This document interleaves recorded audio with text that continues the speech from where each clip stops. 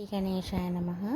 యానం నుంచి కాకినాడ వెళ్ళే మధ్య అంటే కాకినాడకి 10 కిలోమీటర్ల దూరంలో ఈ కోరంగి అభయారణ్యం మడ అడవులు ఉన్నాయన్నమాట అండి.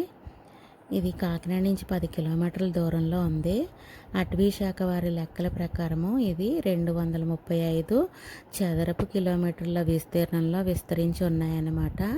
సుమారు 58,200 హెక్టార్లు అన్నమాట అండి మొత్తం ఈ మడ అడవులు విస్తరించి ఉన్న ప్రాంతం అంతా కూడాని. ఇది మన దేశంలోనే రెండవ అతిపెద్ద మడ అడవులుగా స్థానం సంపాదించుకున్నాయి. చిత్తడి నేలల్లో పెరిగే చెట్ల యొక్క వేర్ల వ్యవస్థ భిన్నంగా ఉంటుంది. భూమిలోనికి ఉండే వేర్ల వల్ల ఈ చెట్లకి కావలసినంత ఆక్సిజన్ తీసుకునే అవకాశం తక్కువగా ఉంటుంది. ఎందుకంటే ఇక్కడ నేలలు నిరంతరము నీటిలో మునిగి ఉంటాయి. వేర్ల ద్వారా గాలి పీల్చుకునే ఈ చిత్తడి అడవులు కేవలం నదీ సాగర సంగమ ప్రదేశాల్లో ఏర్పడ్డ బురద నేలల్లోనే పెరుగుతాయన్నమాట. అన్ని నదీ సాగర సంగమాలు చిత్తడి నేలని ఏర్పరచవు.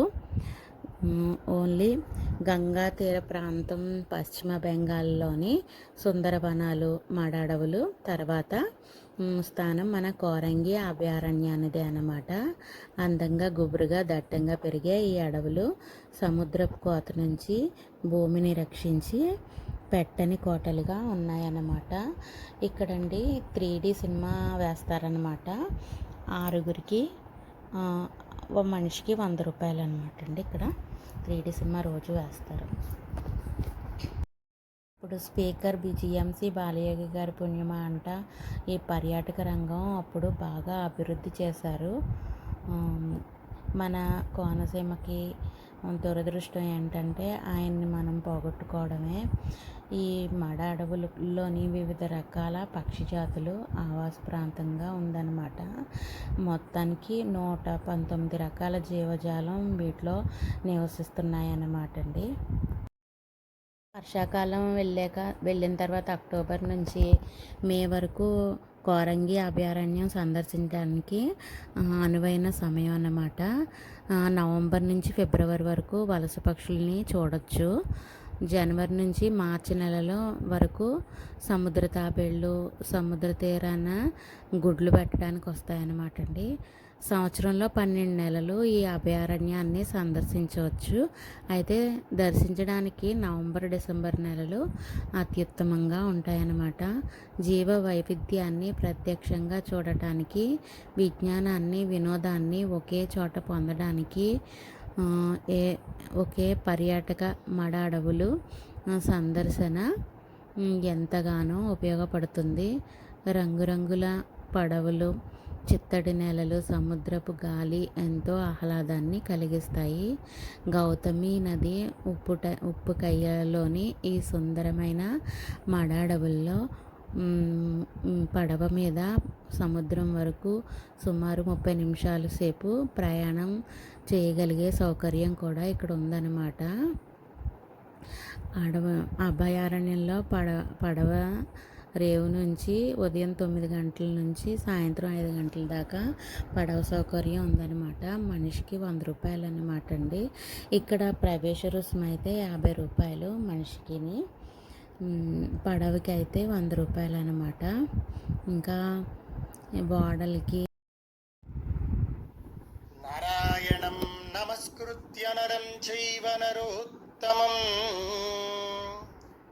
దేవీం సరస్వతీం వ్యాసం తతో జయముదీరయేత్. యా దేవీ సర్వభూతేషు శక్తిరూపేణ సంస్థితా నమస్తస్యై నమస్తస్యై నమస్తస్యై నమో నమః. విష్ణువుని ఆవహించి ఉన్న యోగనిద్రాదేవిని బ్రహ్మదేవుడు విశేషంగా స్తుతిస్తున్నారు. త్వం స్వాహ త్వం స్వధా త్వం హి వషత్కార స్వరాత్మిక సుధా త్వమక్షరే నిత్యే త్రిధా మాత్రాత్మికా స్థిత అర్ధమాత్రా స్థితా నిత్యా యానుచ్చార్య విశేషతః త్వమేవ సంధ్యా సావిత్రి త్వం వేద జననీ పరా త్వయేతద్ధార్యతే విశ్వం త్వయేతత్సృజ్యతే జగత్ త్వయేతత్పాల్యతే దేవి త్వమత్సంత్యే చ సర్వదా విసృష్టౌ సృష్టిరూపాత్వం స్థితిరూపా చ పాలనే. ఇక్కడ బ్రహ్మగారు ఏమంటున్నారంటే, అమ్మా త్వం స్వాహ త్వం స్వధ త్వం హి వషట్కార స్వరాత్మిక. త్వం స్వాహ అంటే అమ్మా ఓ జగజ్జనని నీవే స్వాహాకారానివి. స్వాహాకారం ఎక్కడ వాడతాం? మనం దేవతల ప్రీతి కోసం యజ్ఞాగాది క్రతువులు చేస్తూ ఉంటాం కదా. అలా యజ్ఞాగాది క్రతువులు చేసేటప్పుడు వాటిలో దేవతలకు ఆహుతులు అర్పించేటప్పుడు చెప్పేది స్వాహాకారం. స్వాహ అనే మంత్రాన్ని చెబుతూ మనం ఆహుతులని దేవతలకు అర్పిస్తాం. ఓం ఇంద్రాయ స్వాహ, ఓం అగ్నయే స్వాహ అని ఇలా మంత్రం చివరన స్వాహాకారం పెట్టి ఆ హవిస్సుని తీసుకొని హోమగుండంలో అర్పిస్తాం స్వాహా మంత్రంతో. అంటే దేవతలకి ఆహుతులను ఇచ్చేటటువంటి స్వాహాకార శక్తిగా ఉన్నవి నీవే తల్లి అని బ్రహ్మదేవుడు అంటున్నారు. తర్వాత ఏమన్నారు? త్వం స్వధ, అమ్మా నీవే స్వధా మంత్రానివి. ఈ స్వధా మంత్రం ఎక్కడ వాడతామంటే ఈ పితృదేవతలకు తర్పణాలు ఇచ్చేటప్పుడు చెప్పే మంత్రము స్వధ. పితృదేవతలకి నువ్వులు నీళ్లు విడిచిపెట్టేటప్పుడు స్వధానస్తర్పయామి అని మంత్రం చెప్పి వదిలిపెడతాం. అంటే పితృదేవతలకు శ్రాద్ధ కర్మలో తర్పణం ద్వారా ఆహారం లభించేట్టు చేస్తున్న శక్తి కూడా అమ్మవారే అని బ్రహ్మగారు ఈ విధంగా అమ్మవారి గురించి చెప్తూ ఉన్నారు. త్వం స్వాహ త్వం స్వధ త్వం హి వషట్కార అన్నారు. ఇక్కడ వషట్కార అంటే అమ్మా నీవే యజ్ఞస్వరూపానివే అని అర్థం. యజ్ఞం చేసేటటువంటి పురోహితుడు ఆ బ్రహ్మగారు ఆశ్రావయ అస్త్రుశ్రౌషట్ అనగానే చివరికి వషట్కార అంటారు. అంటే అనుమతి తీసుకోవటం నుండి యజ్ఞం మొదలు పెట్టడం వరకు ఈ జరిగేటటువంటి ఈ క్రియ మొత్తాన్ని కూడా వషట్కార అంటారు. అంటే ఆ వషట్కార స్వరూపానివి, వేద యజ్ఞానివి నీవేనమ్మా అని చెప్పటం. త్వం స్వాహ త్వం స్వధా త్వం హి వషట్కార స్వరాత్మిక. స్వరాత్మిక అంటే వేద యజ్ఞములలో చెప్పేటటువంటి మంత్రాలకు మూలమైనటువంటి శక్తివి నీవేనమ్మా. తరువాత ఏమని ప్రార్థించారు బ్రహ్మగారు? సుధా త్వమక్షరే నిత్యే త్రిధా మాత్రాత్మికా స్థిత. సుధా అమ్మా నువ్వు అమృత స్వరూపిణివి. త్వం అక్షరే, క్షరము అంటే నాశనము, అక్షరము అంటే నాశనము లేనటువంటి స్థితి. అమ్మా నువ్వు నాశనము లేని దానివి, శాశ్వతమైన దానివి, నిత్యమైన దానివి, సత్యమైన దానివి. త్రిధా మాత్రాత్మికా స్థిత. అమ్మా తల్లి ఓ జగజ్జనని నీవే త్రిమాత్రాత్మికవు. ఇక్కడ త్రి అంటే మూడు, త్రిమాత్ర అంటే మూడు మాత్రలు అని. ఇక్కడ మూడు మాత్రలు ఏవంటే అకార ఉకార మకారం. ఈ అకార ఉకార మకారాలు మూడింటిని కలిపి త్రిమాత్రలు అంటారు. ఇక్కడ ఈ మూడు మాత్రలు కలిపితే ఏమొస్తుంది? అకార ఉకార మకార మూడు కలిపితే ఓం, ఓంకారం. త్రిమాత్రాత్మిక అంటే ఓంకార స్వరూపిణివి అని అర్థం. అర్థమాత్ర స్థిత నిత్య యానుచ్చార్య విశేషతః. అర్థమాత్ర స్థిత నిత్య, అర్థమాత్రవు కూడా నీవే. అర్థమాత్ర అంటే ఈ ఓంకారం ఉచ్చరించిన తర్వాత అది ఎండైపోయేటప్పుడు అంటే పూర్తి అయ్యేటప్పుడు ఓం అంటున్నాం కదా, చివర్లో మీరు గమనిస్తే కనుక అని ఒక నాదం వస్తుంది చూసారా, ఆ సూక్ష్మ శబ్దాన్ని అర్థమాత్ర అంటారు. మాత్ర అంటే ఒక పలికే సమయం, ఓం ఒక టైం ఉంది. అర్థమాత్ర అంటే విశేషంగా ఉచ్చరించలేనిది, అది టైంలో దాన్ని కుదించడం కష్టం, అంటే అనంతమైనది. దీన్నే తురీయము అంటారు.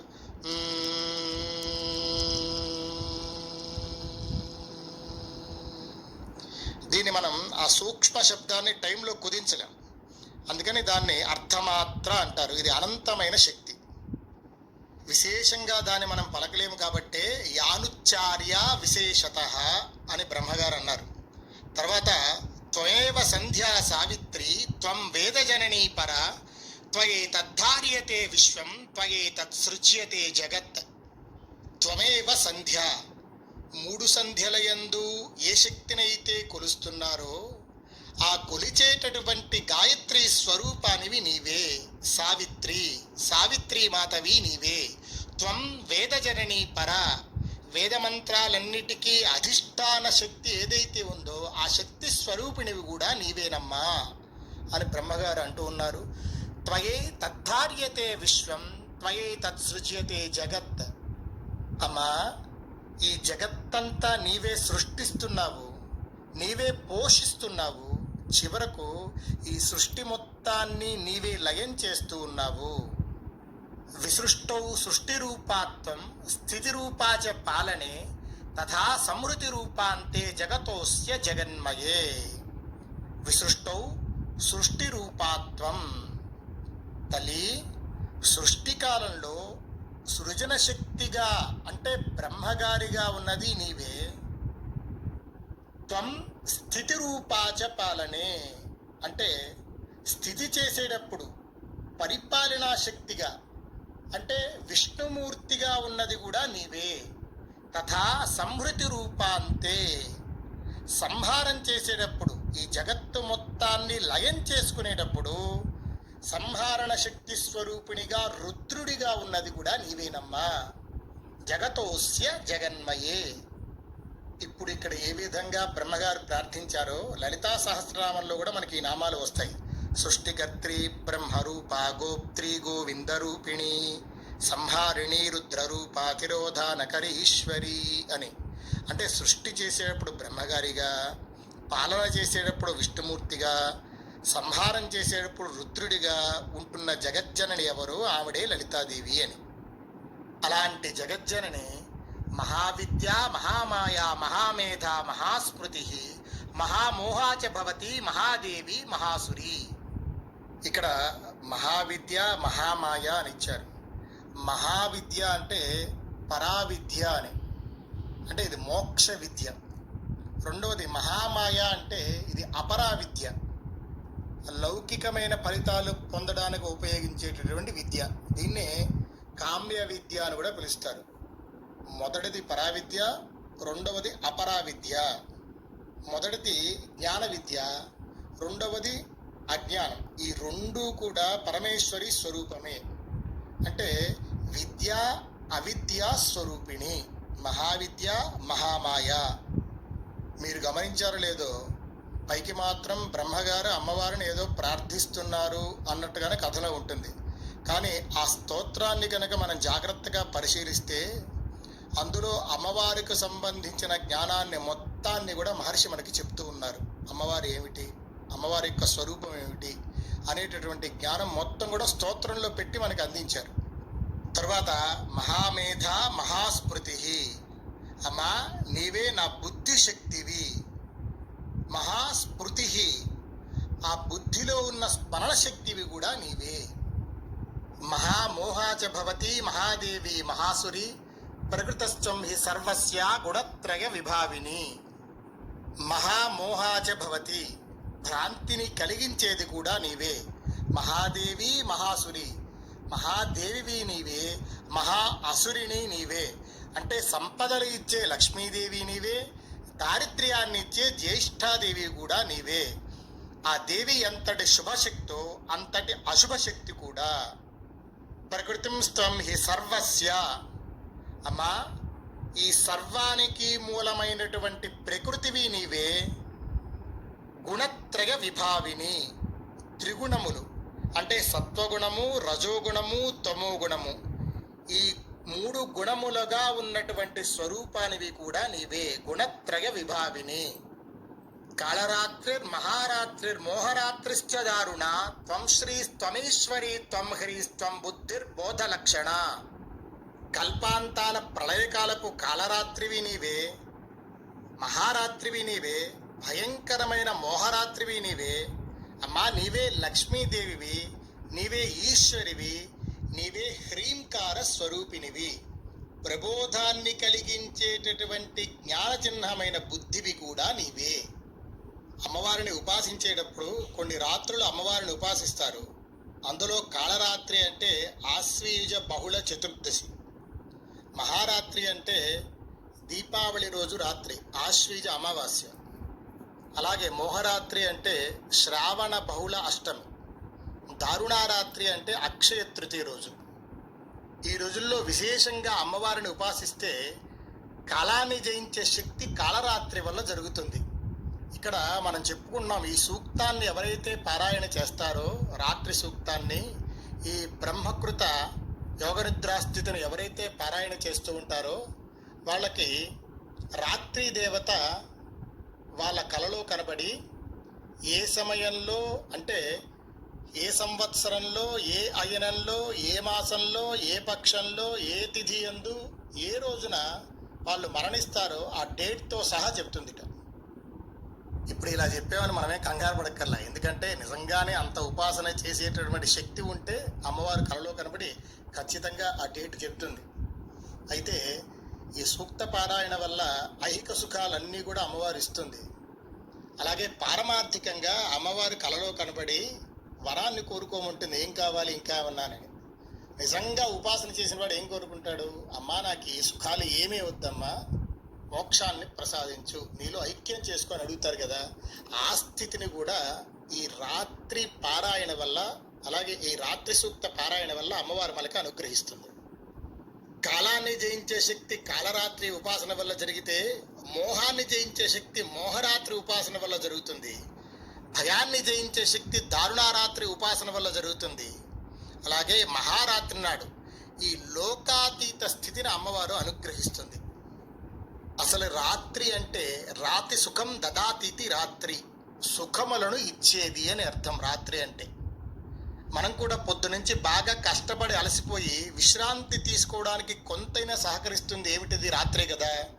అంటే బాహ్య ప్రపంచపు అలసటల నుండి విశ్రాంతి తీసుకోవడానికి మామూలు రాత్రి సహకరిస్తుంది కనుక దానికి రాత్రి అని పేరు పెట్టారు. అలాగే అనేక జన్మలు అనుభవిస్తూ ఇక జన్మరాహిత్యం, మోక్షాన్ని పొందడానికి ఉపాసించేది కూడా రాత్రినే. అందుకనే అమ్మవారు ఉపాసకులు ఈ రాత్రులలో అత్యంత వైభవంగా అమ్మవారిని ఆరాధిస్తారు. తర్వాత ఏం చెప్పారు? లజ్జా పుష్టిస్తథా తుష్టిస్త్వం శాంతి క్షాంతిరేవచ. అమ్మా నీవే లజ్జవు, పుష్టివి, తుష్టివి, శాంతివి, ఊరిమి గలదానవు. ఇలాంటి అమ్మవారు ఒక రూపాన్ని ధరిస్తే ఏ విధంగా ఉంటుంది అంటే, ఖడ్గిని శూలిని ఘోర గదిని చక్రిని తథా శంఖిని చాపిని బాణ భుషుండి పైఘాయుధ సౌమ్య సౌమ్యతరాశేష సౌమ్యేభ్యస్త్వతి సుందరి. ఆవిడ పట్టుకున్న ఆయుధాలు ఖడ్గము, శూలము, గద, చక్రము, శంఖము, ధనస్సు, భుషుండి, పరిఘ అనేటటువంటి ఆయుధం. ఇలాంటి ఆయుధాలన్నీ ధరించినటువంటి భయంకర స్వరూపానివి. అయితే భయంకర స్వరూపానివే అయినా సౌమ్య సౌమ్యతరాశేష సౌమ్యేభ్యస్త్వతి సుందరి అని ఇచ్చారు. అంటే ఆవిడ రూపం సౌమ్యం, శుభాలన్నింటిలో కల్లా అత్యంత శుభప్రదమైన దానవి అని చెప్పి చెప్తున్నారు. అలాగే అత్యంత సౌందర్యవతివి, పరాపరములు రెండిటికి అతీతమైన దానివి. యచ్చ కించిత్ క్వచిత్ వస్తు సదసద్వాఖిలాత్మకే తస్య సర్వస్య యాశక్తి సాత్వం కిం స్తూయసే మయా యయా త్వయా జగత్స్రష్ట జగత్పాద్యత్తి ఓ జగత్. అమ్మా సత్తు అసత్తు అంటే చైతన్యం ఉన్నటువంటి వాటిలో, చైతన్యం లేనటువంటి వాటిలో ఈ రెండిటి యందు గల శక్తి స్వరూపిణివి నీవే. తస్య సర్వస్య యాశక్తి సాత్వం కిం స్తూయసే మయా. అమ్మా అఖిలాంట కోటి బ్రహ్మాండ నాయికమైన నిన్ను స్తుతించడం నా వల్ల కాని పని కదా. సృష్టి స్థితి లయాలను చేసేవారు కూడా నీ దాసానుదాసులు. అటువంటి నిన్ను స్తుతి చేసే శక్తి ఎవరికి ఉంటుంది?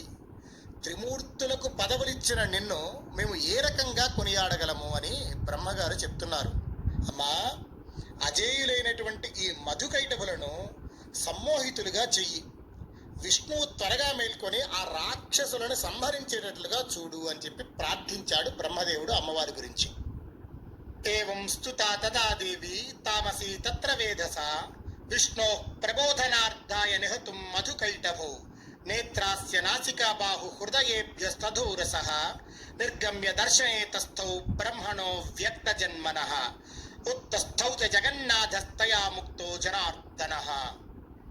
ఎప్పుడైతే బ్రహ్మగారు ఈ విధంగా ప్రార్థించారో అప్పుడు మహామాయ విష్ణువుని వదిలి బ్రహ్మగారికి దర్శనమిచ్చింది. ఏ విధంగా దర్శనమిచ్చింది అంటే ఇందాక మనం చెప్పుకున్నాం కదా, ఖడ్గిని శూలిని ఘోర గదిని చక్రిని తథా అని ఆయుధాలు ధరించి అమ్మవారు మహాకాళి దర్శనమిచ్చిందనమాట బ్రహ్మగారికి. ప్రకృతిలో ఉన్న 3 గుణాలను బట్టి మహామాయ 3 రూపాలు ధరిస్తూ ఉంటుంది. అందులో సాత్విక రూపం మహాసరస్వతి, రాజసిక రూపం మహాలక్ష్మి, తామసిక రూపం మహాకాళి. ఎప్పుడైతే ఆ తామసిక శక్తి మహామాయ విడిచిపెట్టిందో అప్పుడు విష్ణుమూర్తి నిద్ర నుంచి లేచారు. స్వస్తి నారాయణం నమస్కృత్య నరం చైవ నరోత్తమం శుభమస్తు నిత్యం దేవీం సరస్వతీం వ్యాసం తతో జయముదీరయేత్. దీన్ని యా దేవీ సర్వభూతేషు శక్తిరూపేణ సంస్థితా నమస్తస్యై నమస్తస్యై నమస్తస్యై నమో నమః. ప్రళయం సంభవించి ముల్లోకాలు సముద్రంలో మునిగిపోయాయి. ఆ సమయంలో దేవదేవుడైన జనార్దనుడు ఒక్కడో శేషపర్యంక మీద నిద్రిస్తూ ఉన్నారు. అప్పుడు ఆయన యోగనిద్రలో ఉన్న సమయంలో విష్ణుమూర్తి యొక్క చెవిలో నుండి వచ్చిన మలిన పదార్థం గుబిలి నుండి మధుకైటభులు అనే 2 రాక్షసులు జన్మించారు. సముద్ర జలాల్లో వాళ్ళిద్దరూ దినదిన ప్రవర్ధమానంగా పెరుగుతూ ఉన్నారు. మహాబలిష్ఠులుగా తయారయ్యారు. ఇద్దరూ కలిసి అన్నదమ్ముల్లాగా ఇటు అటు ఈదుతూ మొత్తం జలమే ఉంది కదా, ఆ జలంలో ఆడుకుంటూ ఉన్నారు. ఒక రోజున ఈ మధుకైటభులిద్దరికీ ఒక సందేహం వచ్చింది. కారణం లేకుండా కార్యం ఉండదంటారు కదా, ఈ నీరంతా ఎలా నిలబడి ఉంది, దీనికి ఆధారం ఏమిటి, అసలు ఎవరు సృష్టించారు, ఎలా సృష్టించారు, ఈ నీళ్లల్లో ఆడుకుంటున్న మనం ఇద్దరం అసలు ఎలా జన్మించాం, మన జన్మకు కారకులు ఎవరు, మన తల్లిదండ్రులు ఎవరో మనకు తెలియకపోతే ఎలా, ఇది చాలా ఆశ్చర్యంగా ఉంది అని ఇద్దరూ చాలాసేపు చర్చించుకున్నారే కానీ ఎంతకో ఒక నిశ్చయానికి రాలేకపోయారు. అప్పుడు కైటభుడు అన్నాడు, మధు, మనం ఇలా నీళ్లల్లో ఉండడానికి కారణం మహాశక్తి. ఆవిడే మనల్ని సృష్టించింది. ఈ నీళ్లను కూడా ఆవిడే సృష్టించింది. వీటికి ఆధారం కూడా ఆమె. నా బుద్ధికి తోచిన సంగతి చెప్తున్నాను అని అన్నాడు ఈ కైటభుడు మధుతో. ఈ విధంగా వీరిద్దరూ చర్చించుకుంటూ ఉంటే సరిగ్గా అదే సమయానికి ఆకాశం నుండి ఒక మనోహరమైన శబ్దం వినిపించింది. ఆ వాగ్బీజాన్ని ఇద్దరు విన్నారు. పదే పదే మరణం చేసుకున్నారు. అంతలో శుభసూచికంగా ఆకాశంలో ఒక పెద్ద మెరుపు మెరిసింది.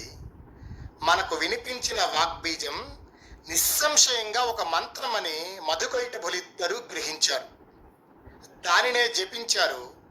నిరాహారులై జితేంద్రియులై ఏకాగ్ర చిత్తంతో 1000 సంవత్సరాల పాటు ఆ మంత్రాన్ని జపిస్తూ మహాతపస్సు చేశారు మధుకైటభులు. అమ్మవారు ప్రసన్నురాలయ్యింది, దర్శనమిచ్చింది. ఇద్దరిని వరం కోరుకోమని అడిగింది. ఒకేసారి ఇద్దరు ముక్త కంఠంతో స్వేచ్ఛామరణాన్ని మాకు అనుగ్రహించు అని అమ్మవారిని ప్రార్థించారు. అమ్మవారు తథాస్తు అంది. ఇక మహాశక్తి ఇచ్చినటువంటి ఈ వర ప్రభావంతో మధుకైటవులిద్దరికీ మదం బాగా పెరిగింది. మనం దేవదానులకు అజేయులం, మన చావు మన అధీనం, ఇక మనం ఇష్టం వచ్చినట్టు ఈ మహాసముద్రంలో క్రీడించవచ్చు అని ఆ సముద్రం మొత్తంలో ఆ ఏకార్ణమైన జలంలో స్వేచ్ఛగా సంచరిస్తూ ఉన్నారు మధుకైటవులు. ఇలా కొంతకాలం గడిచింది. ఉన్నట్లుండి ఒక రోజున బ్రహ్మదేవుడు ఈ మధుకైటవులిద్దరికీ కనబడ్డారు. ఆయనేమో చక్కగా పద్మాసనం మీద కూర్చొని నిర్మలంగా జపం చేసుకుంటూ ఉన్నారు. ఈ మధుకైటవులిద్దరూ ఆయన దగ్గరికి చేరారు. ఇప్పుడు ఇంతవరకు వీరికి ఇంకోళ్ళు కనబడింది ఈయనే. ఇప్పటిదాకా చక్కగా ఇద్దరు ఏకారణమైన జలంలో ఆడుకుంటూ ఉన్నారు. ఎప్పుడైతే క్రొత్తవాడు కనబడ్డాడో అమ్మవారి ఇచ్చిన వరం ఒకటి ఉంది, స్వేచ్ఛా మరణం. రెండవది ఏంటి, మంచి బలం ఉంది. వీటిని చూసుకొని గర్వంతో బ్రహ్మగారిని యుద్ధానికి పిలిచారు. ఎందుకంటే పని బాట ఏమీ లేదు, కొత్తవాడు కనబడ్డాడు కాబట్టి వాడితో మనం యుద్ధానికి దిగాలి, కయ్యానికి కాలు దువ్వాలి. ఇది ఏమీ పని లేక బ్రహ్మగారితో యుద్ధం చేయాలని చెప్పి ఇద్దరు నిర్ణయించుకున్నారు. ఎందుకంటే బలం చూపించే అవకాశం ఇంతవరకు రాలా. వీళ్ళు యుద్ధానికి పిలుస్తున్నారు. అక్కడ బ్రహ్మగారేమో చక్కగా 4 ముఖాలతో వేదపారాయణ చేస్తూ కూర్చున్నారు. ఇది చూశారు మధుకైటబులు. అరే, మనం యుద్ధానికి ఆహ్వానిస్తూ ఉంటే ఆయన కనీసం మనల్ని పట్టించుకోవడా అని చెప్పి ఈ మధుకైటబులు ఇద్దరికి కూడా బాగా కోపం పెరిగిపోయింది. అప్పుడు బ్రహ్మగారితో మళ్ళీ అడిగారు, మాతో యుద్ధానికి వస్తావా లేకపోతే మా చేతిలో చస్తావా, ఏదో ఒకటి త్వరగా తేల్చుకో అని చెప్పి బ్రహ్మగారితో పలికేసరికి అప్పటికీ బ్రహ్మగారు మాట్లాడకుండా కూర్చున్నారు. ఈ మధుకైటబులు ఇద్దరికి ఆయన అసలు ఏమీ మాట్లాడకపోయేసరికి కోపాన్ని అదుపు చేసుకోలేకపోయారు. ఆయన మీదకి యుద్ధం చేయడానికి దూకారు. అప్పుడు అనుకున్నారు బ్రహ్మగారు, ఇక వీళ్ళు నన్ను తపస్సు చేసుకొని ఇచ్చేలాగా లేరు, ఎలాగైనా సరే వీరి నుంచి మనం తప్పించుకోవాలి అని ఈయన పద్మం మీద కూర్చొని తపస్సు చేసుకుంటూ ఉన్నారు కదా, ఆ పద్మానికి క్రింద ఉన్నటువంటి కాడని పట్టుకొని ఆ కాడ గుండా కిందకి దిగారు. అక్కడ ఎవరున్నారు, విష్ణుమూర్తి ఉన్నారు. ఆయన ఎలా ఉన్నారయ్యా అంటే యోగ నిద్రలో ఉన్నారు. బ్రహ్మగారికి ఇక ఈ రాక్షసుల నుంచి తప్పించుకోవాలంటే ఈయన ఒక్కడే దిక్కు అనుకున్నాడు. ఆయన నిద్రలో ఉండేసరికి ఎలాగైనా నిద్ర నుంచి లేపాలని చెప్పి ఎన్నో రకాలుగా ప్రయత్నించారు. విష్ణువు ఉలకలేదు, పలకలేదు. బ్రహ్మగారు అనేక రకాలుగా ప్రయత్నం చేసినా కూడా విష్ణుమూర్తి యోగ నిద్ర నుంచి బయటికి రాలేదు. విష్ణువు లేస్తే కానీ ఈ మధుకైటబులిద్దరూ సంహరించబడరు. కానీ ఈయన ఎలా ఉన్నారు, యోగ నిద్రలో ఉన్నారు. ఇక్కడ బాగా అర్థం చేసుకోవాల్సింది, విష్ణువుది మామూలు నిద్ర కాదు, యోగ నిద్ర. అంటే విష్ణువు మాయ చేత ఆవరించబడి ఉన్నారు. తుష్టావ యోగ నిద్రాంతామేకాగ్ర హృదయ స్థిత విబోధనార్థాయ హరేర్హరినేత్ర కృతాలయాం విశ్వేశ్వరీం జగద్ధాత్రీం స్థితి సంహారకారిణీం నిద్రాం భగవతీం విష్ణోరతులాం తేజస ప్రభు. బ్రహ్మగారు అనుకున్నారు, విష్ణుమూర్తినే నిశ్చేతనుణ్ణి చేసిందంటే ఆ శక్తి సామాన్యమైన శక్తి కాదు. నేను ఎంత స్తుతించినా ఎంత ప్రార్థించినా ఈయన ఏమీ వినిపించుకోవటం లేదు, కనీసం కదలిక కూడా లేదు. అంటే నిద్ర ఈయనకి వశంలో లేదు, ఈయనే నిద్రకు వశీకృతుడై ఉన్నాడు. మధుకైటబులని సంహరించాలంటే విష్ణువు ఈ యోగ నిద్ర నుంచి ముందు బయటికి రావాలి. కాబట్టి విష్ణువుని ఆవహించి ఉన్న ఈ యోగ నిద్రనే, ఆ మహాశక్తినే నేను స్తుతిస్తాను అని చెప్పి బ్రహ్మగారు ఇక్కడ విష్ణుమూర్తిని ఆవరించి ఉన్న మహాశక్తి స్వరూపిణి అయిన యోగ నిద్రని ప్రార్థిస్తూ ఉన్నారు. ఇక్కడ బ్రహ్మగారు చేసేటటువంటి స్తోత్రం అత్యంత మహిమాన్వితమైన స్తోత్రం. చండీ హోమం యందు, చండీ పారాయణ యందు దీన్ని విశేషంగా చదువుతారు. ఈ స్తోత్రం పారాయణ చేస్తే అమ్మవారి అనుగ్రహం విశేషంగా ఉంటుందని కూడా మనకి పురాణాల్లో చెప్పారు. ఇక్కడ చండీ పారాయణ చేసేటప్పుడు రాత్రి సూక్త పారాయణ అని చేస్తారు. అది వేదమంత్రాల సహాయంతో చేసేటటువంటి పారాయణ. దాన్నే పురాణంలో ఈ బ్రహ్మకృత యోగ నిద్రాస్తుతి అని, రాత్రి సూక్త వైదిక పారాయణ చేస్తే ఎంత ఫలితమైతే వస్తుందో ఈ బ్రహ్మగారు చేసినటువంటి స్తోత్రం పారాయణ చేయటం వల్ల కూడా అంతే ఫలితం వస్తుందని చెప్పి చండీ పారాయణ యందు మనకి ఈ స్తోత్రాన్ని అందించారు మహర్షులు. ఇక్కడ నిన్న మనం చెప్పుకున్నాం, బ్రహ్మగారు సత్వగుణానికి సంకేతమైతే మధుకైటబులిద్దరూ రజోగుణం తమోగుణానికి సంకేతాలు అని. రజోగుణం ఒక లక్షణం ఏమిటి, అది క్షణం విశ్రాంతి తీసుకోదు, దానికి ఎప్పుడూ ఏదో ఒక పని ఉంటూ ఉండాలి, ఏదో ఒక వ్యాపకం ఉండాలి, ఏది లేకపోతే దానికి తోచదు. అంటే ఆ పని జరుగుతూ ఉండటం వల్ల అయితే ఆ పని యందు కామం, లేదంటే పని తీరకపోతే క్రోధం, లేదా ఒక వస్తువు యందు రాగం. ఇలా రాగము, ద్వేషము, కోపము, క్రోధము అన్నిటినీ పెరిగిపోతూ ఉంటాయి. ఎందుకని ఈ రజోగుణ లక్షణాలు ఇవన్నీ కూడా. నేనే చేశాను, నా వల్లే జరిగింది, ఇవన్నీ రజోగుణ లక్షణాలు. ఇక తమో గుణం ఏంటి? దీనికేమో పనికిమాలిన విశ్రాంతి, మొద్దుబారుడితనం, అలాగే ఏ పనిని అసలు పట్టించుకోపోవటం. ఇదేమో ఏమి పట్టించుకోపోవటం. రజోగుణమేమో పట్టించుకోవాల్సిన తప్ప మిగతావన్నీ పట్టించుకుంటుంది. ఈ రెండు గుణాలు ఈ విధంగా ఉంటాయి. తమో గుణ లక్షణాలు ఏంటి? నిద్ర, లేకపోతే జ్ఞానం మీద బుద్ధి సరిగ్గా మనం పెట్టలేకపోవటం, ఇవన్నీ తమోగుణ లక్షణాలు. ఈ తమోగుణం, రజోగుణం ఈ రెండే అసుర లక్షణాలు. అందుకనే వాటిని మధుకైటవులతో పోల్చారు. ఇక సత్వగుణ లక్షణాలు తెలిసిందే కదా. మంచిగా ఉండటం, ఓర్పు, సహనం, ప్రేమగా ఉండటం, దయాగుణం, ఇవన్నీ కూడా సత్వగుణ లక్షణాలు. ఇక్కడ తమోగుణం, రజోగుణం విడివిడిగా ఉంటేనే పరమాత్మను దూరం చేస్తాయి. తమోగుణం, రజోగుణం రెండు కలిసే అన్నాయి ఈ కథలో. మధుకైటవులు ఇద్దరు కూడా కలిసి సత్వగుణం మీద, అంటే బ్రహ్మగారి మీద యుద్ధం చేయడానికి వచ్చారు. ఈ కథలో పట్టుకోవాల్సింది ఇది. రజోగుణము, తమోగుణం లక్షణం ఏమిటి? వాళ్ళు శాంతంగా ఉండరు, ఇంకొకళ్ళని శాంతంగా ఉండనివ్వరు. అందుకనే వీళ్ళిద్దరు కూడా బ్రహ్మగారి మీద యుద్ధం చేయడానికి బయలుదేరారు అంటే ఆ కథలో సంకేతం అది. ఇక్కడ బ్రహ్మగారు ఏం చేశారు? వీళ్ళ ధాటికి తట్టుకోలేక విష్ణుమూర్తి దగ్గరికి వెళ్ళారు. అంటే సత్వగుణం, రజోగుణం, తమోగుణం ధాటికి తట్టుకోలేక వీటికి ప్రభు అయినటువంటి విష్ణుమూర్తి దగ్గరికి వెళ్ళింది సత్వగుణం. ఇదే పరిత్రాణాయ సాధూనాం వినాశాయ చ దుష్కృతాం ధర్మ సంస్థాపనార్థాయ సంభవామి యుగే యుగే అంటే. ఇక్కడ ఏమన్నారు అంటే, మనం ఏమనుకుంటామంటే ఎప్పుడైతే ధర్మం నశిస్తుందో అప్పుడు విష్ణుమూర్తి అవతారం తీసుకొని వస్తారు. అది కూడా నిజమే. అయితే ఇక్కడ మనం అర్థం చేసుకోవాల్సింది ఆ శ్లోకంలో ఏంటంటే, ఎప్పుడైతే ఈ తమోగుణ, రజోగుణాలు పేట్రేకిపోతూ ఉంటాయో, సత్వగుణాన్ని అణచివేయడానికి ప్రయత్నిస్తూ ఉంటాయో, అప్పుడు సంభవామి యుగే యుగే.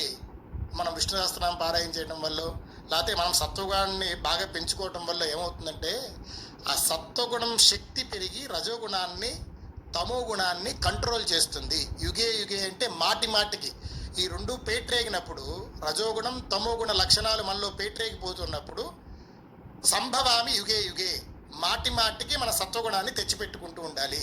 ఆ తెచ్చిపెట్టుకుంటూ ఉంటే, సత్వగుణ లక్షణాలను పెంచుకుంటే ఆ సత్వగుణం బాగా పెరిగి రజోగుణాన్ని, తమో గుణాన్ని కంట్రోల్ చేస్తుంది. సత్వగుణం చేతిలో రజోగుణం, తమో గుణం ఉంటే మనం మంచిగా ఉంటాం.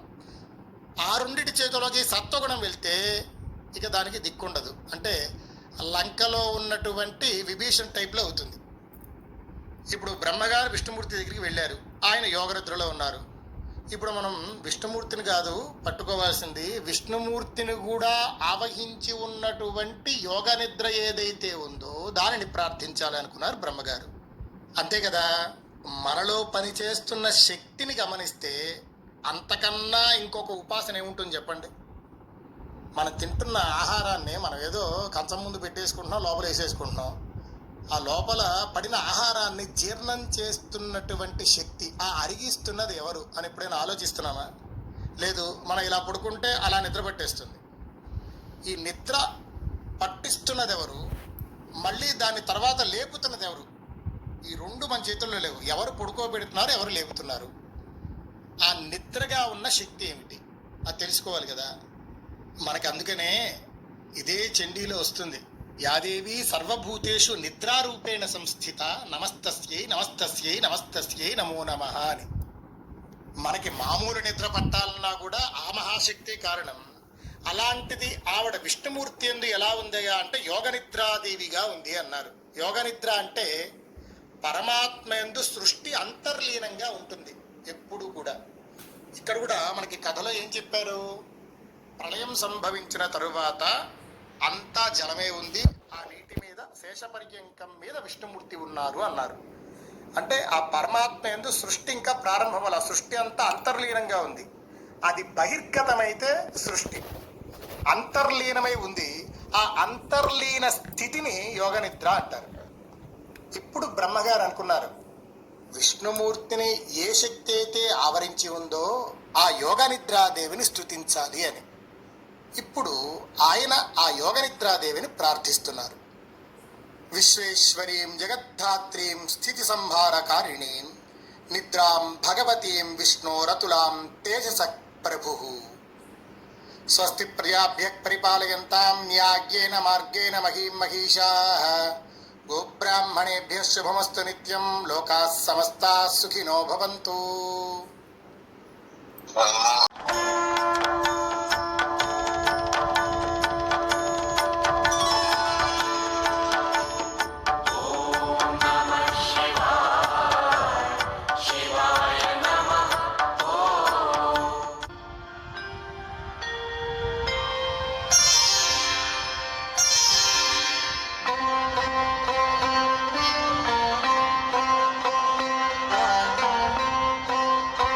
మహద్భ్యో ఋషిభ్యో గురుభ్యో నమః. శ్రీ వాసుదేవమయమైన ఈ సభా సదస్సుకి సవనీయ నమస్సులు సమర్పణ చేసుకుంటూ అతో గారుడం ముఖ్యం పురాణం శాస్త్ర సంహితం గారుడేన సమం నాస్తి విష్ణు ధర్మ ప్రదర్శని. విష్ణు ధర్మాలు చెప్పడంలో గరుడు పురాణానికి మించింది లేదు సుమా.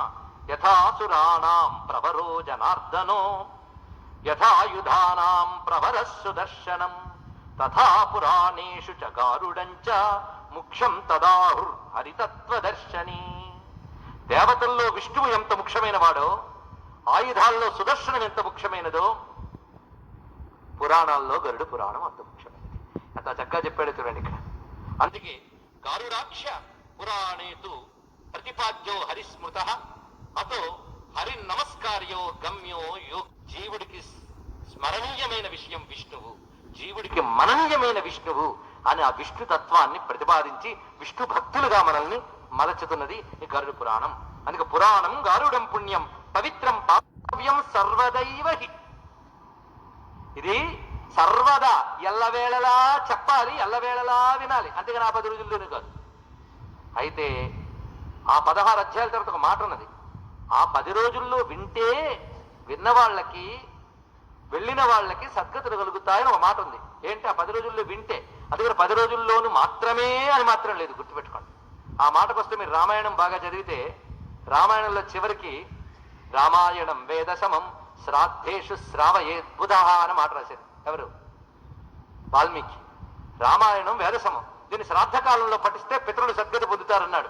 అంటే శ్రాద్ధంలోనే చదవాలి, ఇతర సమయాల్లో చదవకూడని అర్థమా? అప్పుడు చదివితే మంచిదన్నాడు, కానీ అప్పుడు మాత్రమే చదవాలి కాదు. ఇది కూడా వచ్చిన బాధ మనకి. డయాబెటీస్ వచ్చిన తర్వాత డాక్టర్ గారు నడవమన్నారు, వ్యాయామం చేయమన్నారు. కానీ వ్యాయామం ఎప్పుడు చేయాలంటే శరీరానికి జబ్బు వచ్చాక. అంటే ఎలా ఉంటుందో అలాగే ఉంటుంది. అర్థమైందా? అంతకు ముందే సరిగ్గా చేసుంటే జబ్బు వచ్చేది కాదు. అలాగే మొదటి నుంచో గరుడు పురాణం వింటే పిల్లలు చదివితే సద్గతి వస్తుందని దౌర్భాగ్యం అక్కర్లే, మనమే సద్గతి ఏదో పొందగలం. గుర్తుపెట్టుకోండి ఇక్కడ. ఇది తెలుసుకోవాల్సింది. కనుక నీ గురించి నీకు తెలుసుకోవాలంటే, నువ్వు వెళ్ళవలసిన గమ్యం నీకు తెలియాలంటే గరుడు పురాణం పట్టుకోవాలి. ఇది గరుడ పురాణం యొక్క పరిచయము, మహాత్మ. అయిపోయింది గరుడ పురాణం, మొదలయ్యింది. ఈ దివ్యమైనటువంటి ఈ గరుడ పురాణం మనం ప్రారంభంలోకి ప్రవేశిస్తున్నాం. ఇందులో చెప్పినట్లుగా ముందు ధ్యాన శ్లోకాన్ని మనం చెప్పుకుంటున్నాం. ఇందులో విష్ణువుని ముందు ధ్యానిస్తున్నారు. అద్భుతమైన శ్లోకం ఇది. ఇందాక నేను చెప్పిన ధర్మ దృఢబద్ధములో నిగమస్కంద పురాణ శాఖాఖ్య కృతకుసుమోమో. మరొక శ్లోకం చెప్తున్నాడు. అజమజరమనంతం జ్ఞానరూపం మహాంతం. చూడండి, విష్ణు అంటే ఏంటో చెప్తున్నాడు. అజం, అజం అంటే తెలుసు కదా, జన్మరహితుడు. అజరం, మనకు జర లేదు. అనంతం, జ్ఞానరూపం మహాంతం. శివం, అమలం, అనాదిం, భూతదేహాదిహీనం. అనుభూతములు దేహములు మొదలైనవి లేవు ఆయనకి లేనటువంటి వాడు. అంటే ఎలాంటి విష్ణువుడు చెప్తున్నాడు చూడండి. సకల కరణహీనం సర్వభూత స్థితం తం హరిమమలమమాయం సర్వగం వంద ఏకం. హరిం మాయకు అతీతుడైన వాడు. ఇందులో ఎక్కడ రూపవర్ణన చేయలేదు కదా, రూపం లేనివాడు అన్నాడు. అంటే ఆ శుద్ధ తత్వాన్ని అలా చూపించాడు. ఇది హరిం అన్నాడు, శివం అన్నాడు. దీన్ని నేను నమస్కరిస్తున్నాను. ఇది తర్వాతి శ్లోకం. ఆ తర్వాతి శ్లోకం చెప్తున్నా చూడండి. నమస్యామి హరిం రుద్రం బ్రహ్మాణంచ గణాధిపం. గరుడ పురాణం చెప్పే ముందు వీటిని చదవాలట. లేకపోతే మనల్ని సరిగ్గా విన్నవరు ఎవరు కూడా దుష్టశక్తులు. ఇవి కానీ చదివితే దుష్టశక్తుల వల్ల విననిచ్చి బాగుపరిచేలా చేస్తాయి. నమస్యామి హరిం రుద్రం బ్రహ్మాణంచ గణాధిపం దేవీం సరస్వతీం చైవ మనోవాక్ కర్మభిస్ సదా. మనోవాక్ కర్మభిస్ సదా. త్రికరణములతోని నేను హరిని, రుద్రుని, బ్రహ్మదేవుని, గణపతిని, సరస్వతీదేవిని నమస్కరిస్తూ చెప్తున్నాను అంటున్నారు సూత పౌరాణికుల వారు.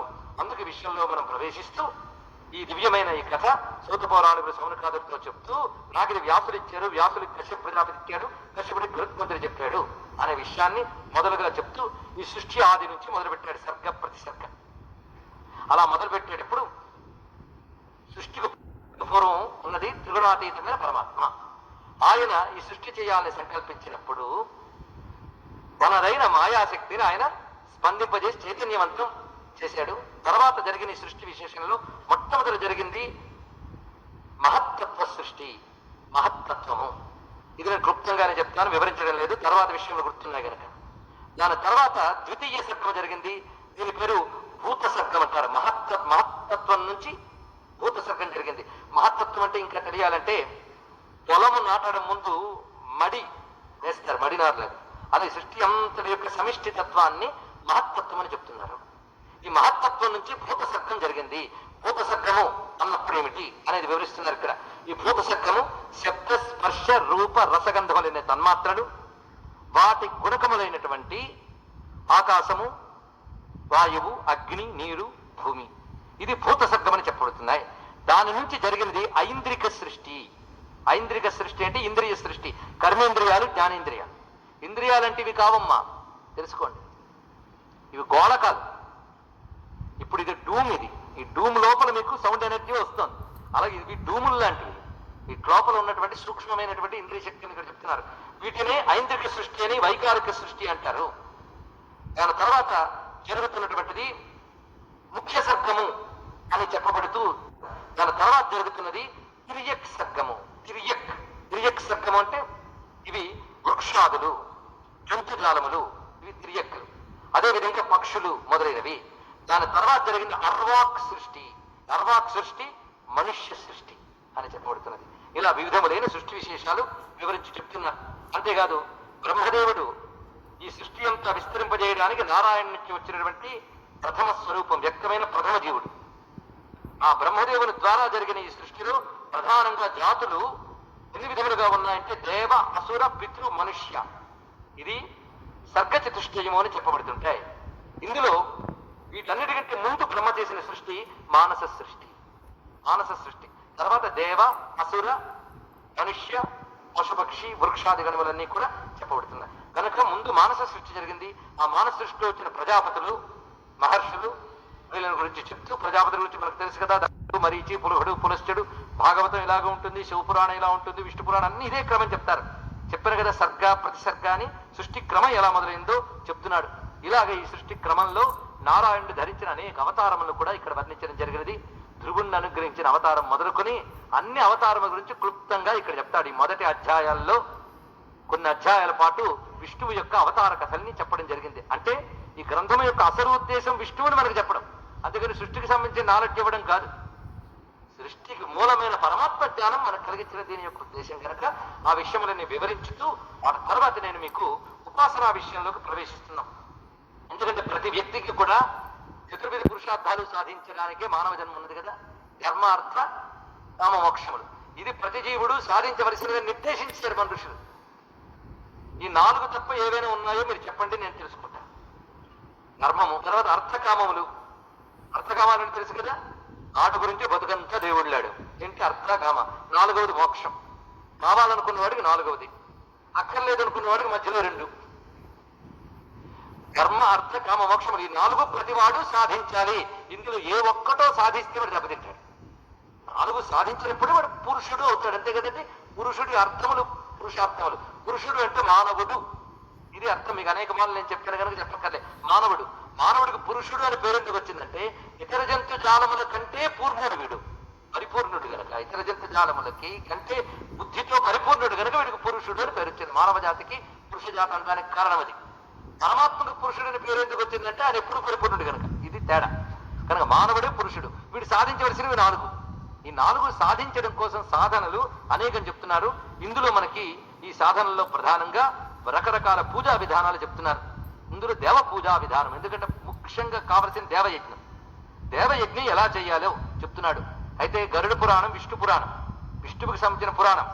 కానీ ఇందులో శివ పూజ చెప్పాడు, సూర్య పూజ చెప్పాడు, గణపతి పూజ చెప్తాడు, శక్తి పూజ చెప్తాడు.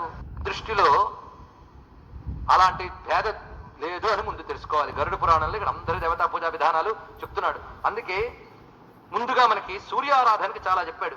సూర్యుడిని గ్రహాలని ఆరాధించాలి. ఇక్కడి నుంచి మీకు పనికొచ్చే విషయాలు నేను అంటే ఇంతవరకు పనికొచ్చినవి చెప్పలేదని చెప్పే అర్థమవుతుంది కదా. ఇక్కడ ఎలా చేయాలి ఉన్నాయి కానీ వాటి జోలికి వెళ్ళకి క్లుప్తంగా చక్కగా చేసుకుని హాయిగా చేసుకునేవి చెప్తున్నాను. ప్రతి వారు ఏ దేవతా పూజ చేసినా గ్రహస్వరూపుడైనా సూర్యుని ఆరాధించాలని ముందు చెప్తున్నారు. నమ సూర్యమూర్తయే సూర్య మంగళాయ నమః, బుధాయ నమః, బృహస్పతయే నమః, శుక్రాయ నమః, శనిశ్చరాయ నమః, రాహవే నమః, కేతవే నమః, తేజశ్చండాయ నమః. ఇది చేసుకోమని చెప్పారు. ఇలాగా నవగ్రహములని స్మరించి నవగ్రహాత్మకుడైన సూర్య భగవాను స్మరించమని ప్రత్యేకంగా చెప్పారు. దాని తర్వాత శివారాధన గురించి శివునికి సంబంధించిన న్యాసములు చెప్పారు. అలాగే ఇందులో నారాయణ్ణి ఎన్నెన్ని వ్యూహములతో ఆరాధించాలో విధానములు కూడా బోధించారు. ఆ తర్వాత ఈ విష్ణు ఉపాసన నేను మళ్ళీ మీకు ప్రత్యేకంగా చెప్పడం జరుగుతుంది. దానితో పాటు విష్ణువుని పూజించేటప్పుడు నారాయణ ఆయుధాలని, నారాయణ యొక్క వాహనాలని ఎలా ధ్యానించాలో చెప్తున్నాడు. నేను ఇప్పుడు చెప్తాను, రేపు మీరు చేస్తారని కాకుండా ఇది చెప్తున్నప్పుడే మనందరం కలిసి చేస్తున్నామనే భావంతో ఒక్కసారి భావించండి. అందరం సాధనలోకి వెళదాం. ఏం చెప్తున్నాడు? ముందు శ్రీ సుదర్శనాయ నమః, సుదర్శన స్వామిని నమస్కరించుకోమన్నాడు. ఈ సుదర్శనుని ఎలా ధ్యానించాలో చెప్తున్నాడు. ఎవరెవరు ఏ రంగులో ఉన్నాయో మళ్ళీ వివరిస్తాడు. ముందు ఎవరెవరిని ధ్యానించాలో చెప్తాను, ఎవరిని ఎలా ధ్యానించాలో తర్వాత చెప్తాను. ముందు సుదర్శనుని ధ్యానించమన్నాడు. తర్వాత గదాదేవ్యై నమః, గదాదేవిట ఎవరు స్త్రీ దేవత ఎవరు పురుష దేవత తెలియాలి. సుదర్శనుడు పురుష దేవత, గద స్త్రీ దేవత, అందుకు గదాదేవి అన్నాడు. తర్వాత శంఖము, అది కూడా వివరించడం జరుగుతుంది మీకు. తర్వాత లక్ష్మీదేవిని, శ్రీ లక్ష్మిని తలంచుకోవాలి. దాని తర్వాత పుష్టిదేవిని తలంచుకోవాలి. నారాయణ శక్తుల్లో ఒకటి పుష్పత్స లాంఛనాన్ని ధ్యానించమన్నాడు. ఆ తర్వాత కౌస్తుభమణిని నమస్కరించమన్నాడు. అటుపై గరుత్మంతుని ధ్యానించమన్నాడు. గరుత్మాన్. ఈ గరుత్మంతుని ధ్యానించేటప్పుడు గరుత్మంతుడు కమలము వంటి రంగుతో ఉన్నట్ట. కమలము ఎలా ఎర్రగా ఉంటుందో అలాంటి రంగుతో ఉన్నవాడుగా గరుత్మంతుని ధ్యానించాలి. గద నీలకాంతితో ఉందిట ఆ స్త్రీ దేవత. ఇక పుష్టి దేవత దిరిశన పువ్వు లాంటి మృదువైన శరీరంతో దిరిశన పువ్వు రంగుతో ఉన్నదిట పుష్టి దేవత. ఇక లక్ష్మీదేవి సువర్ణ కాంతితో శోభిస్తూ ఉన్నట్టుగా ధ్యానించాలి. ఈ రంగుతో ఆ దేవతని ధ్యానించితే ఒక ప్రయోజనం ఉంది. అదేవిధంగా శంఖము పూర్ణచంద్ర కాంతితో ఉన్నట్లుగా భావించాలి. కౌస్తుభమని అప్పుడే ఉదయించిన సూర్యుడిలా మనం ఎక్కడుందో తెలుసుగా, విష్ణు అక్షస్థలంలో ఉన్నది. అంతేకాదు సుదర్శనాన్ని ఎలా ధ్యానించాలంటే సహస్ర సూర్యుల కాంతులతో ప్రకాశిస్తున్నట్లుగా ధ్యానించాలి. ఇక శ్రీవత్స లాంఛనము తెల్లని మల్లె పువ్వులా భాషిస్తున్నది. ఇక నారాయణ యొక్క దివ్య శరీరాన్ని ఎలా ధ్యానించాలంటే మేఘ సమానం, మేఘ సమానంగా భాషిస్తున్నట్లుగా చెప్పాలి. ఇందులో మంత్రములకు ఏం చెప్పాడంటే శ్రీ వైనతేయాయ గరుడాయ నమః దేవుడు చెప్తున్నాడు. అదేవిధంగా సుదర్శనాయ నమః, శ్రీ గదాయై నమః ఇవి రాసుకోవచ్చు. శంఖానికి శ్రీ పాంచజన్యాయ నమః, శ్రీ శ్రియై నమః, శ్రియై అంటే లక్ష్మీదేవికి నమస్కారం. శ్రీ పుష్ట్యై నమః, శ్రీ వనమాలాయై నమః, వనమాల స్త్రీ దేవత. శ్రీవత్సాయ నమః, స్వామి ధనస్సు పేరు శార్ంగము, ఇది సువర్ణ ఛాయలతో ఉన్నది. అంతేకాదు స్వామి అమ్ముల పొదులను కూడా ధ్యానించమన్నాడు. స్వామికి అమ్ముల పొదులు ఉన్నట. శ్రీ ఇషుధిభ్యాం నమః, ఇషుధిభ్యాం నమః అంటే ఇక్కడ విష్ణు స్వరూపం అంతా కళ్ళకి కట్టేడు చూపిస్తున్నాడు. శంఖచక్ర గదాపద్మములు ధరించి స్వామి ఉన్నాడు. కౌస్తుభం ప్రకాశిస్తూ ఉన్నది. మహాలక్ష్మి అష్టోత్తర శతనామాల్లో వస్తుంది, లక్ష్మీనామాల్లో. అంతేకాదు గరుత్మంతుడు ఎక్కడున్నాడు? వైనతేయుడు, ఆయన్ని ధ్యానించాం. ఆయన భుజానికి వేలాడుతోంది శాంఖధనువు. ఇప్పుడు నేను చెప్పినంత వనమాలి గదీశాన్కి శంఖీ చక్రీ చనందకి శ్రీమన్నారాయణ విష్ణు వాసుదేవ రక్షణ అన్నప్పుడు మీరు చేయాల్సిన పని ఇవి ఇలా ధ్యానించాలి. అక్కడ కనుక శాంఖము వేలాడుతోంది. 2 అమ్ముల పొదులు ఉన్నాయట. అంటే చక్రం పట్టుకున్న విష్ణువు తెలుసు కానీ ధనుస్సు పట్టుకున్న విష్ణు ఆవిడికి తెలీదా? అసలు ఆయన తెలిసినట్టు ఎవరికి తెలియదు. ఆయనే రామచంద్రమూర్తి. ధనుస్సు పట్టుకున్న విష్ణువు ఒక అవతారం అదే తిరిగేటండి ఆయన. ఆ శాంతధనుమతి అనే కోదండ రామచంద్రమూర్తి. ఆయన్ని ఇక్కడ మనం తలుచుకుంటున్నాం. ఈ ఆయుధాలతో ఉన్న దేవుణ్ణి విష్ణువుని తలంచుకుంటే ఇవి మనకి రక్షణ కల్పించి అనేక అరిష్టాన్ని పోగొడతాయి. అది ఇక్కడ వివరిస్తున్న అంశం. అంతేకాదు చర్మణే నమః, ఇది కూడా చెప్తున్నారు. చర్మణే నమః, చర్మానికి నమస్కరించమన్నారు. చర్మం అంటే డాలు, అది కూడా పట్టుకున్నట్టు మహానుభావుడు. దాని తర్వాత ఖడ్గాయ నమః, ఖడ్గాయ నందకాయ నమః, నందకానికి నమస్కరించమని చెప్తున్నాడు. ఇంతవరకు చెప్పినటువంటి విష్ణు స్వరూపం చెప్పాక ఆ తర్వాత ఒక స్తోత్రం చెప్తున్నారు. ఇది విష్ణు పంజర స్తోత్రం. దీని పేరు పంజరం. అంటే తెలుసు కదా, పంజరం అంటే మన చుట్టూ అది ఉంటుంది. విష్ణు పంజర స్తోత్రం చేస్తేట విష్ణువు వాడి చుట్టూ ఉండి రక్షిస్తాడు. ఇది ప్రొటెక్షన్. ఈ విష్ణు పంజర స్తోత్రం ఇక్కడ చెప్పబడుతున్నది. ఇది నేను అర్థం చెప్పను, చదువుతా. అక్కడక్కడ చెప్తా మీరు గ్రహించడం కోసం. ఈ విష్ణు పంజర స్తోత్రం వింటే చాలు, దీన్ని స్మరిస్తే చాలు. నృకేశరిన్ వైజయంతీం సంప్రగృహ్య శ్రీవత్ సంకంఠభూషణం వాయవ్యాం రక్షమాం దేవా హయగ్రీవ నమోస్తరిక్షే జనార్దన మాం రక్షస్వాజిత సదా నమస్తే స్వపరాజిత విశాలాక్షం సమారుహ్య అకూపార నమస్తుభ్యం మహామీన నమోస్తుతే కరశీర్షాంగులీషు సత్యత్వం బాహుపంజరం కృత్వా రక్షస్వ మాం విష్ణు నమస్తే పురుషోత్తమాం ఏతదుక్తం శంకరాయ వైష్ణవం పంజరం మహత్. ఇది విష్ణు పంజర స్తోత్రం. ఇది శివునికి విష్ణువు చెప్పినటువంటిది. ఇందులో మీరు తేలిక సంస్కృతమే ఉంది. ఇందులో ఏ దిక్కున ఎలా విష్ణువు రక్షించాలి, రకరకాల ఆయుధాలు ఇందులో పట్టుకున్నాడు. హలము ముసలము అంటే రోకలి నాగలి పట్టుకున్న స్వరూపాన్ని వర్ణించారు. ఇక్కడ బలరామ స్వరూపం, వరాహ స్వరూపం, నృకేశరిన్ నరకేశరి స్వరూపం, స్వామి మహామీన మత్స్యావతారం, దశ దిశల్లో ఇత్యాది స్థానముల్లో నారాయణుడు ఎలా రక్షిస్తాడో చెప్తున్నారు.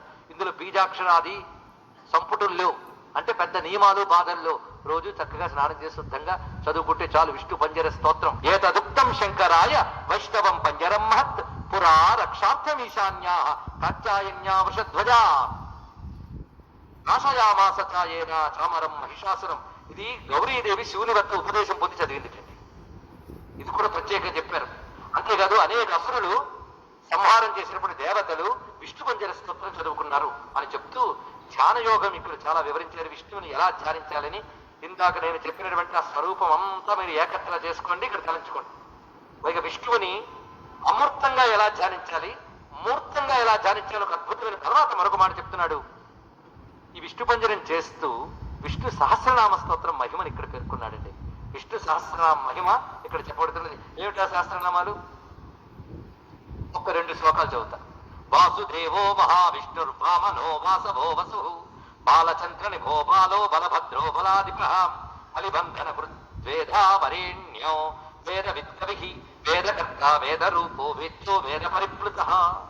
అంటే ఈ విష్ణు శాస్త్రం గరుడ పురాణంలో చెప్పిన విష్ణు శాస్త్రం. ఈ నామాలన్నీ మళ్ళీ ప్రత్యేకించి ఉన్నాయి. ఎన్ని విష్ణు సహస్రనామాలండి అని మళ్ళీ ఏమనుకోవద్దు. మనకు అలవాటైన మహాభారతంలో విష్ణు సహస్రం చేసుకోండి, తప్పేం లేదు. ఇది కూడా చేసుకున్నా తప్పేమీ లేదు. అంతే కదా. ఇన్ని రకాల ఆహార పదార్థాలు ఒక్కసారి తినగలమా అని బాధపడితే అప్పుడప్పుడు మనం మార్చి తింటున్నట్టు అప్పుడప్పుడు మార్చి చదువుకోవచ్చు, తప్పేం లేదు. ఆ సదుపాయం హిందీ బొత్తల్లో ఉంది. రోజు ఇన్ని చేసుకోలేము కదండి, అందుకే 7 రోజులు ఉన్నాయి. మళ్ళీ ప్రత్యేకమైన తిథులు ఉన్నాయి. ఆ తిథిని నాడు ఏకాదశి నాడు ఏదో విష్ణు ప్రీతికరమైన మరో సంక్రమణం నాడు ఇది చదువుకోవచ్చు. గరుడ పురాణంలో చెప్పబడుతున్నది దీని యొక్క విశేషం.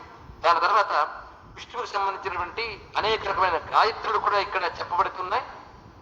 అయితే సూర్య సంబంధమైన ఉపాసనలో ముఖ్యమైన మంత్రములు కొన్ని చెప్పబడ్డాయి ఇక్కడ. ఇందాక నేను క్లుప్తంగా సూర్యోపాసన చెప్పాను. ప్రత్యేకించి సూర్యనారాధన గురించి విశేషంగా చెప్పాడు.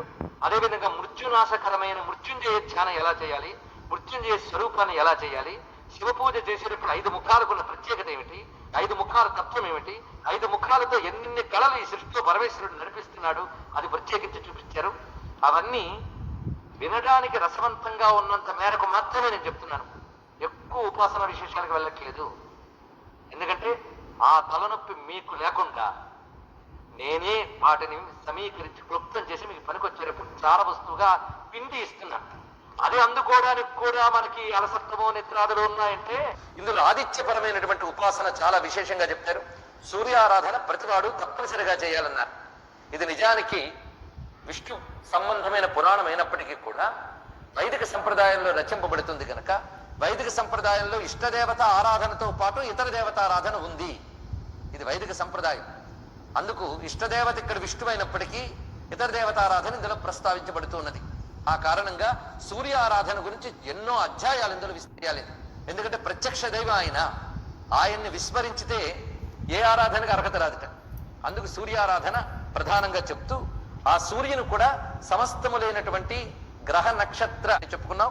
ఈ సూర్యునికి సంబంధించిన మరికొన్ని విశేషాల్లో ఒక నామాన్ని ఇక్కడ ప్రస్తావన చేశారు. అది మాత్రమే ఇక్కడ ప్రస్తావన చేస్తున్నాను నేను కూడా. శ్రీ ఖగోల్క ఆదిత్యాయ నమః. శ్రీ ఖగోల్క ఆదిత్యాయ నమః అంటే ఆకాశాన్ని తేజోవంతము చేసేటటువంటి ఆదిత్యుడు అని అర్థం. ఖగోల్క ఇది మన కాశీ క్షేత్రంలో కూడా ఖగోల్కాదిత్య అనేటువంటి ద్వాదశాదిత్య క్షేత్రాలు ఒకటి ఉంది. ఈ ఖగోల్కాదిత్య ఉపాసన ఉత్కృష్టమైన ఉపాసనగా అనేక చోట్ల ఈ మంత్రాన్ని చెప్పారు. అదేవిధంగా ఆదిత్య గాయత్రి ఒకటి ఉన్నది. ఈ గాయత్రి సర్వులు జపించదగిన ఆదిత్య గాయత్రి. అందుకు చెప్తున్నాం ఆదిత్యాయ విద్మహే విశ్వభావాయ ధీమహి తన్న సూర్య ప్రచోదయాత్. ఇది ఆదిత్య గాయత్రిగా చెప్తున్నారు. ఆదిత్యాయ విద్మహే విశ్వభావాయ ధీమహి తన్న సూర్య ప్రచోదయాత్. దీనితో పాటు ద్వాదశాదిత్య నామములు కూడా ప్రస్తావించబడుతున్నాయి. అది సాధారణంగా అందరికీ పరిచయంగా ఉండేవి. మిత్రాయ నమః, రవయే నమః, సూర్యాయ నమః, భానవే నమః, ఖగాయ నమః, పూష్ణే నమః, హిరణ్య గర్భాయ నమః, మరీచయే నమః, ఆదిత్యాయ నమః, అర్కాయ నమః, సవిత్రే నమః, భాస్కరాయ నమః అనేటువంటి 12 నామములు కూడా ఇక్కడ ప్రత్యేకించి వివరించారు. అంతేకాదు ప్రతివారు కూడా సంధ్యా సమయాల్లో సూర్యారాధన చేయాలనే విషయాన్ని ప్రత్యేకించి చెప్పారు. ఇక్కడ సంధ్యావందనానికి సంబంధించి అనేక అంశములు ఉన్నాయి. ఉపనయన సంస్కారమైనటువంటి వాడు సంధ్యావందనం చేయకపోతే వాడు కర్మభ్రష్టుడవుతాడు అనే విషయాన్ని చాలా స్పష్టంగా పేర్కొన్నారు ఇక్కడ. పైగా ప్రతివారు కూడా సంధ్యా సమయంలో సూర్యుని ఆరాధించాలి. ఉపనయన సంస్కారమైనటువంటి వారు ఆ సమయంలో బ్రహ్మోపదేశం ద్వారా ఇప్పటి వరకు మనం చెప్పుకున్నటువంటి సూర్య మంత్రములతో ఆరాధించుతారు. అంతేకాదు సంధ్యావందనమైన తర్వాత ఉపనయన సంస్కారమైన వాళ్లే కాకుండా అందరూ కూడా సూర్య భగవాన్ ఇలా నమస్కరించాలని ఒక శ్లోకాన్ని ఇక్కడ చెప్తున్నాడు విష్ణువు గరుత్మంతుడితో. గరుడ పురాణం ఎవరు చెప్పారో రోజు మనం గుర్తు తెచ్చుకోవాలి. నారాయణుడు గరుత్మంతుడితో చెప్తున్నాడు. శ్రీ ఖగోల్కాయ శాంతాయ కారణత్రయ హేతవే నివేదయామి చాత్మానం నన్ను నేను నివేదించుకుంటున్నాను అన్నాడు. నమస్కారం అంటే అర్థం అదే. తనను తాను నివేదించుకోవడమే నమస్కారం యొక్క ఉద్దేశం. అహంకారాన్ని ఈశ్వరార్పణం చేయడమే నమస్కారం అని మనం పలుమార్లు చెప్పుకున్న విషయం ఇక్కడ గుర్తు తెచ్చుకోవాలి. త్వమేవ బ్రహ్మ పరమమాపో జ్యోతి రసోమృతం. వైదిక మంత్రాన్ని శ్లోకంలో ఎలా నిక్షిప్తం చేశారో చూడండి. అందుకే పురాణ శ్లోకములన్నీ కూడా వైదికమైన విశేషాల్ని సామాన్య జనులకు అందించడం కోసమే వచ్చాయని మళ్ళీ తెలుసుకోవాలి. ఇప్పుడు నేను చదివిన